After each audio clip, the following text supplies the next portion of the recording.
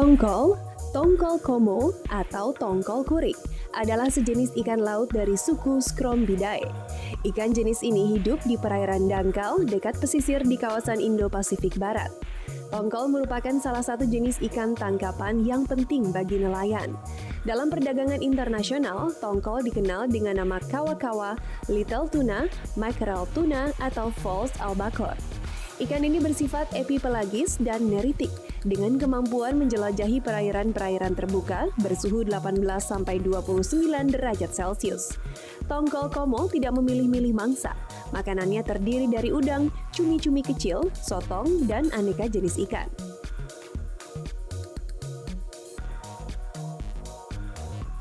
Ini dia pemirsa ikan tongkol, salah satu ikan yang paling favorit di Indonesia. Nih saya langsung aja ya, kita akan ngobrol-ngobrol dengan pedagang ikan tongkol. Di sini ada penjualnya, ada Ibu Rosila ya Ibu ya. Ibu, saya mau beli dong yang ini nih Bu. Ini bagus ya Bu ikan tongkolnya. Ibu, tapi mau tahu dulu sebenarnya untuk cara memilih ikan tongkol yang bagus itu seperti apa sih Bu? Ya seperti ini kan, kalau misalnya jelek dipegang aja udah nggak bisa, lembek. Selain kulit juga ya, dari matanya juga ya Bu ya. matanya juga Bu, ini kan banyak jenis ikan nih Bu ya. Sebenarnya ikan tongkol itu ciri-ciri secara fisiknya supaya kita bisa gampang bedain itu seperti apa sih Bu? Ya kalau tongkol kan macam-macam. Ah, Kalau seperti ini tongkol abu-abu yang paling enak. oh ya. gitu, tongkol abu-abu. Ya kan ada 3 macam, ada yang tongkol putih, ada tongkol cakalang. Oh gitu. Yang paling enak tuh paling lembut Dagingnya tongkol ini abu-abu. tongkol abu-abu. Kalau dari fisiknya ini pemirsa ya, kalau Anda lihat ini ikan tongkol yang khas itu adalah ada kulitnya berwarna hitam ya di sebelah sini ya Bu ya. Namanya tongkol abu-abu. Namanya tongkol abu-abu. Oke. Nah, selain yang membedakan nih Bu, selain bentuk fisiknya yang seperti ini, dagingnya itu beda Beda. dengan daging ikan lain tuh. Beda. Ikan tongkol tuh kayak gimana sih teksturnya? Biar tongkol, biar sama-sama jenis tongkol, warnanya juga beda loh. Oh gitu. Iya. Jadi warna dalam dagingnya gitu dagingnya. beda. Kalau ini putih, Oke. dagingnya putih, kalau yang abu-abu. Kalau gitu, Ibu, ini saya minta tolong dong dipotongin. Kalau untuk cara motong ikan tongkol ada yang berbeda nggak dengan ikan lain? Berbeda. Oh, ada cara khususnya Iya, ya. kadang dipotong bulat, Ha-ha. kadang dipotong kotak gitu. Oke, boleh Bu. Sesuai pembeli. Pembelinya ya.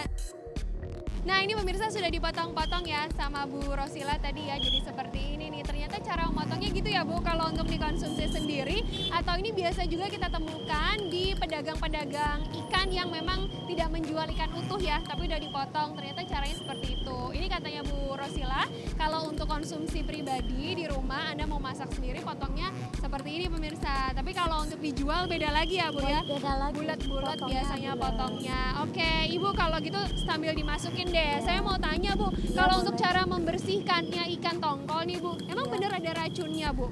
Gak ada sih. Ada juga yang dibilang katanya kalau makan tongkol alergi. Gatel gitu ya Gatel. Bu ya. Sebagian juga. Sebagian orang ya Iya, memang kayak sebagian gitu. orang. Ibu makasih udah kasih tips-tipsnya juga pemirsa. Jadi untuk Anda yang mau beli ikan tongkol ya, tadi diperhatikan tuh 2 hal tadi untuk memilih ikan tongkol yang segar untuk dikonsumsi.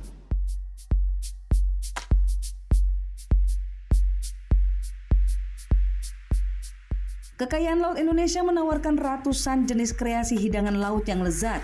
Hidangan berbahan dasar ikan tongkol juga demikian. Maka tak heran jika para penikmat ikan tongkol pun memiliki menu olahan kesukaan masing-masing.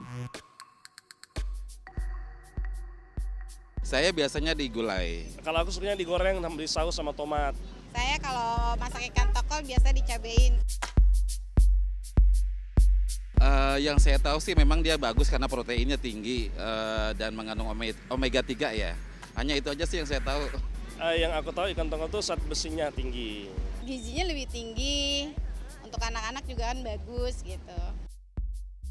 Ikan tongkol memang menjadi salah satu makanan favorit di Indonesia. Sayangnya, ada sebagian orang yang justru memiliki masalah ketika menikmati ikan laut ini. Mereka mengalami gatal-gatal. Lantas benarkah ikan tongkol mengandung racun yang bisa memicu alergi bagi mereka yang menyantapnya? Simak penjelasan dokter berikut ini dalam Ayo Hidup Sehat.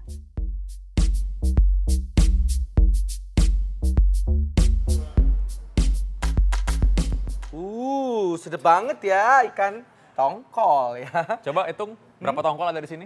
ada 1 tongkol, 2 Yang cepet, yang tongkol. cepet. Jangan Yang cepet. hati-hati. Nah, ini ya, coba dibikin asam pade kayak gini. Ya Allah, enaknya. Onde mande, ambo iko sukos. Ini harusnya makan pakai nasi nih. Coba mana nasinya? Nasinya kurang ya. Ya. Ini ternyata khasiatnya kayak apa, Dok? Nah, ini ikan sebenarnya dikenal sebagai salah satu makanan yang paling sehat nih. Jadi ikan itu daging yang sehat dimakan. Tapi Karena- ada yang alergi ternyata ya. Iya, alergi pada daging. Itu kasihan deh kalau Iya, alergi. betul sekali. Kasihan banget, dia nggak bisa mendapatkan. Nah, satu kita panggil aja narasumber pada hari ini. Ya. Dr. Ida, spesialis gizi klinik. Halo, Dr. Ida. Dokter Ida, spesialis gizi klinik. Ini tadi karena Kak Bekti tidak mau disuruh ngitung ikan tongkol. Saja, Victor atau Ya, betul. mitos atau fakta? Fakta atau mitos ini, Dok, konsumsi ikan tongkol dapat membantu perkembangan otak. Fakta atau mitos itu, Dok? Ini fakta. Fakta loh. Nah, Kenapa supaya tuh, Dok? ngomongnya Ya. bisa cepat, Yes. konsumsi Nah, yang banyak. oh, begitu ya, baik, Dok. Jadi otaknya loncatnya bagus. Oke, gini. Ikan tongkol ini adalah salah satu yang namanya oily fish. Oily Jadi fish. ikan laut yang banyak mengandung lemak-lemak yang bagus untuk kesehatan. Nah, lemaknya lemak apa aja yang bagus? Ya. Lemaknya namanya omega 3. Nah, omega 3 itu ada 2 partikelnya, ada 2 bagiannya yang sangat bagus, yaitu EPA dan DHA. Dan DHA ini sangat baik sekali untuk perkembangan otak, sel otak ya. Jadi bagus sekali. Jadi ini adalah suatu fakta bahwa kalau kita makan ikan laut, terutama yang oily fish, itu memang bagus sekali untuk sel otak. Baik. Aduh, mudah-mudahan nih orang yang pengen makan ikan tongkol nggak keracunan ya. Karena soalnya katanya ada isunya nih, katanya ada racunnya katanya. Jadi mereka takut makan. Jadi itu menimbulkan alergi atau efek gatal. Mitos atau fakta? Nah, ini adalah mitos. Oh, mitos. Iya. Jadi tidak Gini. menimbulkan efek gatal. Bukan, Ya. menimbulkan mengandung racun. Oh, Sebetulnya oke. dia tidak ada racunnya ya. Oke. Jadi racun yang sering ditakutkan dari ikan-ikan laut itu biasanya adalah merkuri. Ya, merkuri, kemudian ada PCB, kemudian ada juga ada dioksin ya, seperti racun-racun. Racun itu racun apa sih? Racun kontaminasi dari lingkungan. Oh, Ya. lingkungan. Jadi laut yang sudah terkontaminasi dengan limbah-limbah itu, nah itulah yang bisa meracuni. Begitu. Nah, tapi yang ada di awam adalah kok kalau makan ini kulitnya pada gatel. Nah, itu bukan racun, itu namanya alergi terhadap protein ikan. Gitu. Dan ikannya bukan karena racunnya Bukan ya. racunnya. Karena ikan tongkol itu tidak ada racun. Tetapi apakah ikan tongkol itu mengandung merkuri? Itu fakta atau mitos? Nah, merkuri itu bisa aja ada di daging ikan. Jadi? Ya, jadi ini bisa menjadi satu mitos juga, bisa Oke. jadi satu fakta juga. Oke. Tergantung. Jadi Tergantung. ikannya adanya di mana? Kalau ikannya hidupnya di daerah yang perairan yang bersih, yang tidak ada kontaminasi, maka ini adalah mitos. Oke. Ya. Tergantung polusinya juga. Tergantung Makanya hati-hati polutannya, juga. iya. Ya kita kalau makan juga dari mana nih diambilnya ya. Betul. Nah, tuh, betul. Nah sekarang kalau misalnya kita makan ikan tuh kadang-kadang kan kayak gini. Saya terus terang kadang-kadang nggak bisa bedain nih yang mana ikan tongkol. Ya. Nah, katanya kalau makan ikan tongkol ini istri saya baru melahirkan nih. Katanya jadi dulu dibilang kalau ikan tongkol ini katanya itu menghambat pertumbuhan janin pada ibu hamil. Mitos atau fakta? Ini mitos banget. Oh, mitos ya. Mitos. Jadi ibu hamil boleh nggak makan? Boleh makan ikan, tapi yang paling sering ditakutkan adalah ikannya terkontaminasi. Itu. Nah, itu yang ditakutkan oleh dokter-dokter. Makanya orang-orang suka bilang, oh jangan makan ikan, takut nanti anaknya terkontaminasi dari merkuri. Bisa aja. Jadi usahakan untuk mengurangi tingkat kontaminasi, carilah ikan yang segar, Ikan yang jangan segar. ikan yang sudah diawetkan. Misal di kaleng-kaleng kan banyak sekali tuh Nah, jual. betul. Nah, jangan pilih yang model seperti itu, tapi pilihlah ikan yang segar ya. Baik. Nah, ini membedakan ikan tongkol dengan ikan cakalang itu seperti apa? Kita akan membahasnya. Jadi kan tadi Dokter Vito kan nanya-nanya tuh, nggak bisa ngebedain itu kan. Nah, ini kita ada tayangannya. Oh. Oke, kita lihat saksikan sama-sama. Ini dia.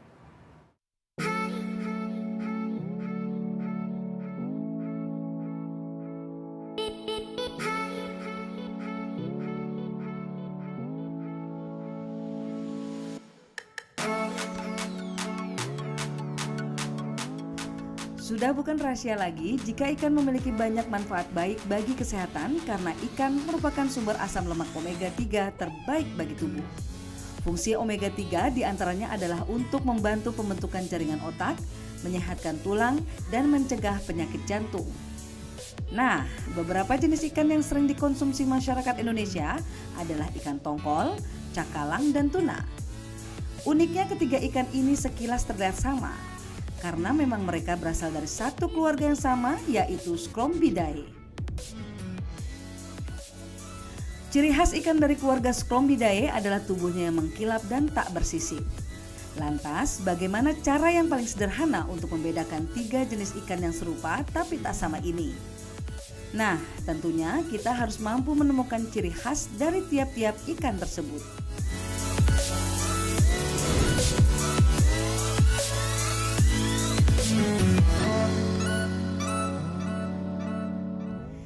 Kita mulai dengan ikan tongkol. Tongkol jelas sudah tidak asing lagi bagi masyarakat Indonesia. Ikan ini telah sejak lama dikonsumsi oleh masyarakat kita. Ikan tongkol sendiri merupakan jenis ikan air asin yang diperoleh dengan cara dijaring. Karakteristik khas dari ikan tongkol adalah warnanya yang agak gelap dengan bentuk tubuh yang langsing. Panjang ikan tongkol berkisar antara 50 hingga 60 cm. Nah, perbedaan antara ikan tongkol dengan cakalang yang paling mencolok adalah dari warna badannya. Ikan cakalang memiliki kesamaan ukuran dan bentuk tubuh dengan tongkol, tapi warnanya cenderung lebih terang dibanding tongkol. Itulah yang membuat ikan cakalang kerap disebut ikan tongkol putih. Beda tongkol, beda cakalang. Berbeda pula dengan tuna. Ikan yang juga masih bersaudara dengan tongkol dan cakalang ini memiliki reputasi yang mendunia karena nilai komersialnya. Jika dibandingkan dengan kedua saudaranya, perbedaan paling mencolok antara ikan tuna dengan tongkol dan cakalang sudah pasti adalah di ukurannya. Bobot ikan tongkol dan cakalang yang terbesar hanya sekitar 5 kg, sedangkan ikan tuna bisa berbobot hingga 350 kg. Ukurannya yang paling kecil saja bisa seberat 35 kg. Secara berat tubuh, ikan tongkol dan cakalang terberat hanya setara dengan bayi ikan tuna yang kurang lebih sama beratnya, yaitu 5 kg. Nah, sekarang Anda sudah tidak bingung lagi kan membedakan antara ikan tongkol, ikan tuna, dan ikan cakalang.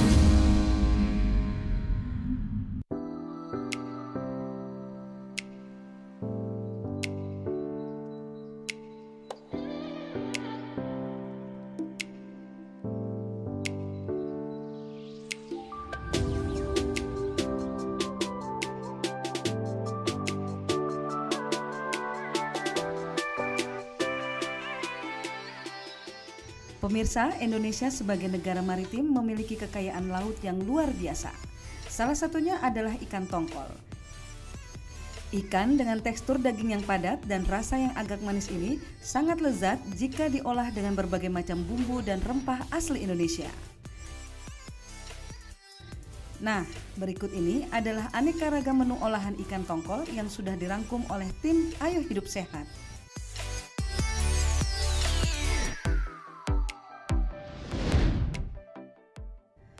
Pertama ada ikan singgang dari Riau.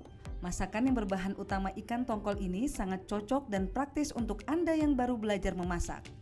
Bumbu dapurnya sederhana, hanya bawang putih, bawang merah, lengkuas, kunyit, asam glugur, garam, gula, dan cabai rawit.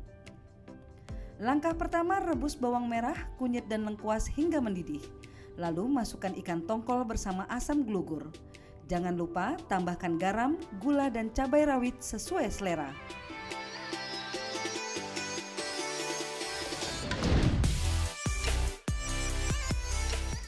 Selanjutnya ada resep pampis tongkol dari Sulawesi Utara. Menu berbahan dasar ikan tongkol ini rasanya pedas dan gurih. Cara membuatnya cukup mudah. Siapkan bawang merah, daun jeruk, jeruk nipis serai, kunyit, jahe, minyak sayur, dan garam. Proses pertama yang harus dilakukan adalah dengan mengkukus ikan tongkol bersama air perasan jeruk nipis. Setelah matang, tiriskan airnya dan suir-suir dagingnya. Setelah itu haluskan cabai, bawang putih, kunyit, dan jahe. Panaskan wajan dengan sedikit minyak, lalu tumis hingga harum. Jangan lupa masukkan daun serai dan daun jeruk. Terakhir masukkan suiran ikan tongkol dan aduk secara merata hingga matang.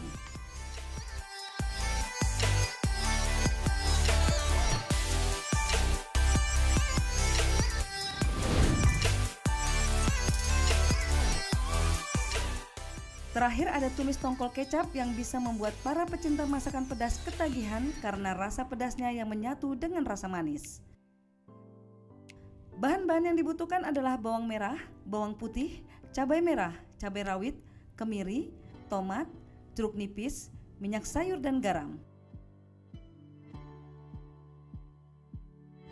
Pertama, lumuri ikan dengan garam dan perasan jeruk nipis yang telah dibersihkan, lalu goreng hingga setengah matang. Langkah berikutnya, tumis bumbu yang sudah halus hingga harum. Kemudian, masukkan ikan tongkol dan aduk secara merata. Terakhir, tambahkan kecap, garam, dan gula secukupnya. Lalu, hidangkan dengan nasi hangat. Nah, bagi Anda yang bosan menu olahan tongkol yang pernah Anda buat, apa salahnya mencoba 3 resep olahan tongkol asli Nusantara ini di rumah?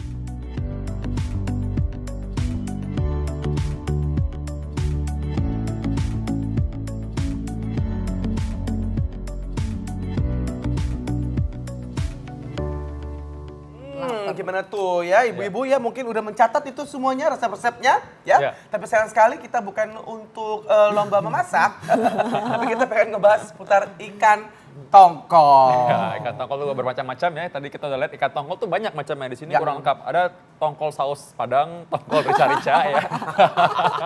Semuanya itu tadi ya. Beda lagi itu ya.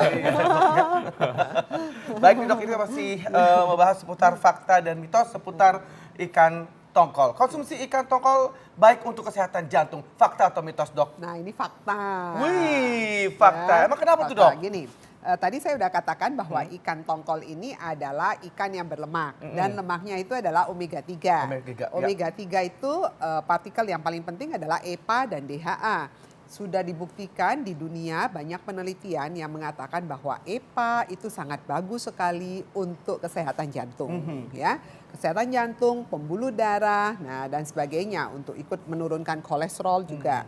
Bagaimana cara kerjanya? Nah, dia mempunyai efek sebagai anti-inflamasi. Anti-inflamasi itu apa sih? Anti peradangan, terutama pada pembuluh-pembuluh darah yang ada di tubuh kita. Jadi itu sangat baik sekali untuk kesehatan. Nah, cara mengkonsumsinya gimana tuh? Apakah boleh dibikin kayak asam pade kayak begini? Nah, dikasih kayak apa ada santan-santan gini dong?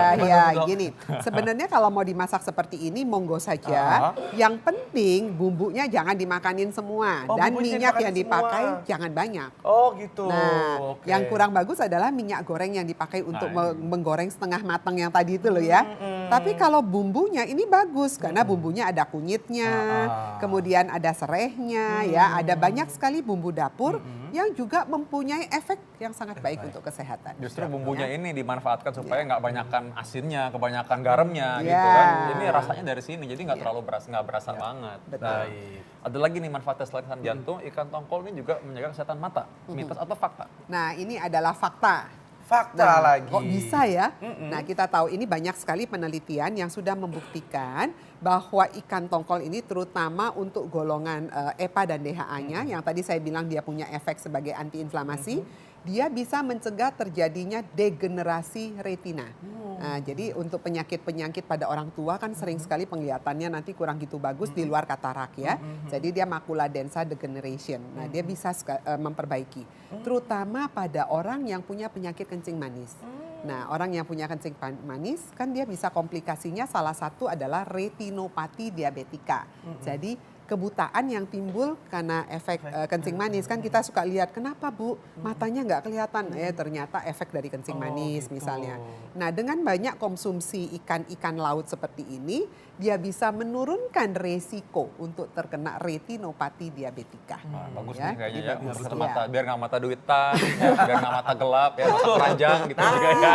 Itu penting banget tuh. Penting sekali ya. Urusan Nah mata. ini ada lagi dok ya fakta dan kasus yang beredar di seputar ikan tongkol ini katanya ikan tongkol ini bisa mencegah resiko penyakit stroke. Iya. Fakta atau mitos dok? Nah, ini adalah fakta. Fakta lagi. Nah, bagus kan sekali konsumsi ya. ikan? Iya. Ya, kok bisa pertanyaannya? Nah, tadi saya sudah katakan omega 3 itu sangat bagus karena punya efek anti-inflamasi. Jadi dia akan memperbaiki elastisitas pembuluh darah juga. Nah, salah satunya yang berkaitan dengan stroke itu ya. Jadi sangat baik sekali untuk Nah, dikonsumsi. kalau digoreng garing gitu dok? Itu Nah, dia itu masalahnya. dia masalahnya, benar. Jadi gini, omega 3 ini Ya. adalah minyak yang terdapat pada daging-daging Ya. ikan laut dalam.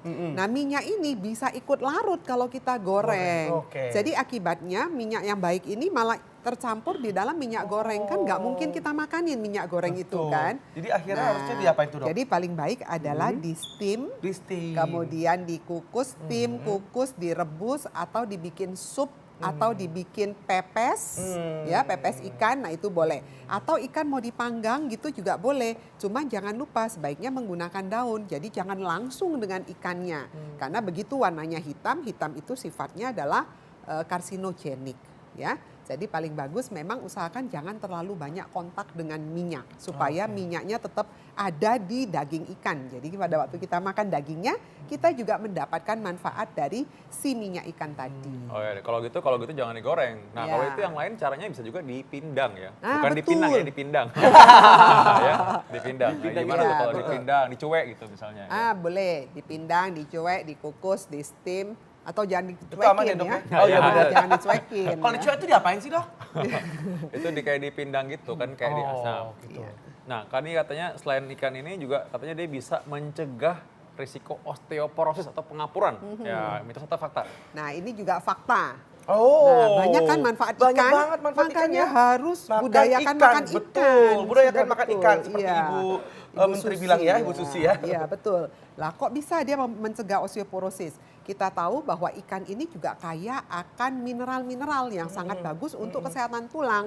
Ya, salah satunya adalah kalsium, ada fosfor, ada mangan, ada magnesium di dalamnya. Dan juga ikan ini mengandung antioksidan, namanya selenium.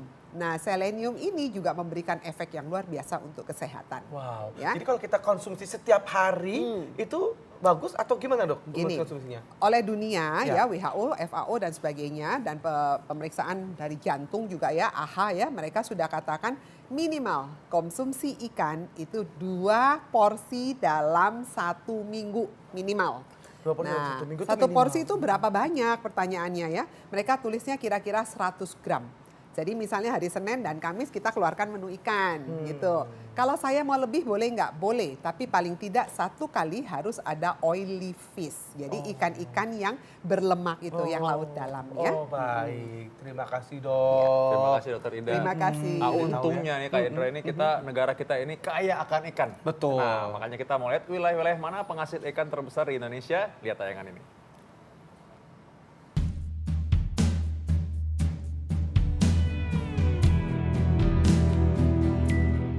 Pemirsa, Indonesia ini merupakan negara maritim, maka tidak heran jika di Indonesia banyak terdapat pantai yang indah. Selain pantainya yang indah, Indonesia juga diberkahi dengan keanekaragaman biota laut, terutama ikan. Hal itulah yang membuat negara kita masuk ke dalam daftar 10 besar negara penghasil ikan terbesar di dunia. Nah, berikut ini adalah daftar daerah-daerah di Nusantara yang terkenal sebagai wilayah penghasil ikan terbesar di Indonesia.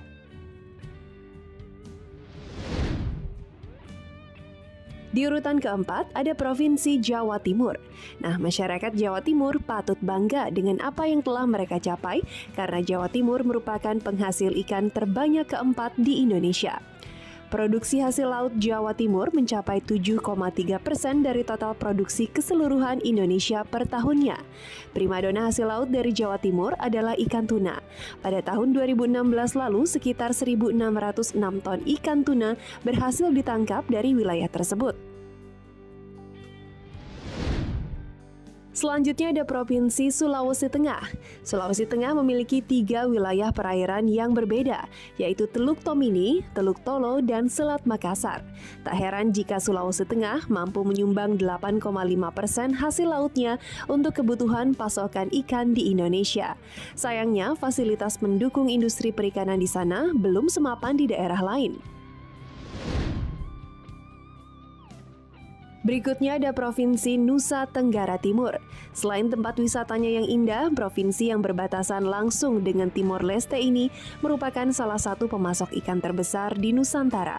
NTT sanggup memasok 13,7% produk laut Indonesia per tahunnya. Penyebabnya adalah karena NTT merupakan salah satu provinsi dengan wilayah laut paling besar di Indonesia. Bahkan lautnya lebih besar daripada daratan. Selain ikannya, provinsi ini juga dikenal dengan hasil produksi rumput lautnya.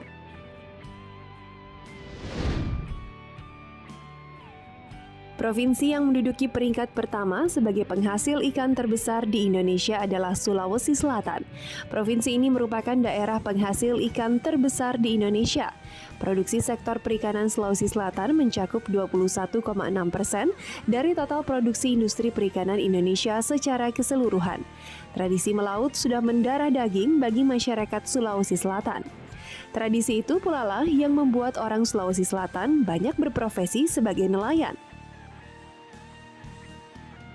Nah, berkat kontribusi provinsi-provinsi tersebut, wajar kalau Indonesia menjadi negara penghasil ikan kedua terbesar di dunia setelah Tiongkok.